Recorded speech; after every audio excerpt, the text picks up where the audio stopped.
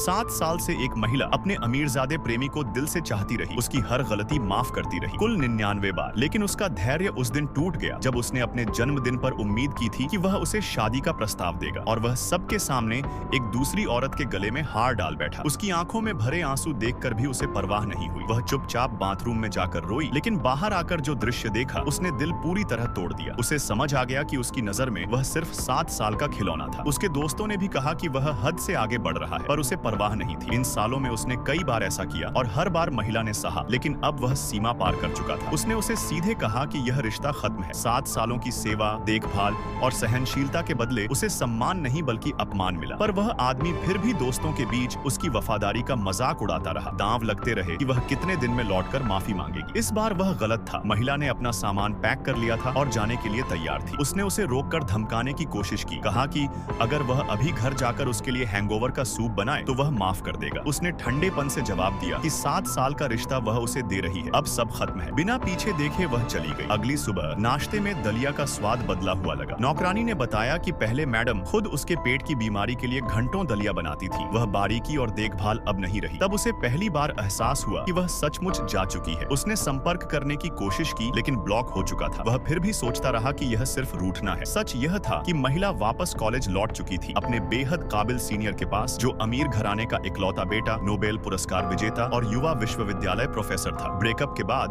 उसने पीएचडी करने का फैसला किया और उसी से गाइड बनने का आग्रह किया। सीनियर भाई उसे देखकर खुश हुआ। जानता था कि वह कभी बेहद होनहार थी, पर प्रेमी के लिए पढ़ाई छोड़ दी थी। इसी बीच अमीरजादा कॉलेज में आ धमका। उसने अपनी पूर्व प्रेमिका को साधारण से दिखने वाले आदमी के साथ देखा और जलन से भर गया। सीनियर ने उसे सीधे कहा कि वह वही है जिसकी वजह से उसने अपना उज्जवल भविष्य छोड़ा और जिसे उसने कभी संजोया नहीं। अब उसका जाना देर नहीं हुआ। वह गरजता रहा, यह सोचकर कि वह बस गुस्से में है। तभी उसकी बहन का फोन आया। उसे किसी से सिफारिश चाहिए थी। जब उसने नाम सुना तो चौंक गया। जिंगबेई लू परिवार का इकलौता बेटा, जिंगबेई यूनिवर्सिटी का प्रोफेसर लू हुआयान। उसे पता नहीं था कि यही वही व्यक्ति है जो उसकी पूर्व प्रेमिका के साथ खड़ा था। कुछ दिन बाद वह अपनी बहन के लिए उस प्रोफेसर के अकादमिक कार्यक्रम में गया। वहाँ उसने देखा प्रोफेसर के साथ आने वाली महिला वही थी जिसे उसने 7 साल खिलौने की तरह इस्तेमाल किया था और खो दिया था। उस पल शायद पहली बार उसे एहसास हुआ कि इस बार वह सचमुच लौटकर नहीं आने वाली। अगर आपको यह कहानी पसंद आई हो तो इसे लाइक करें और ऐसी ही और कहानियां पढ़ने के लिए सब्सक्राइब जरूर करें।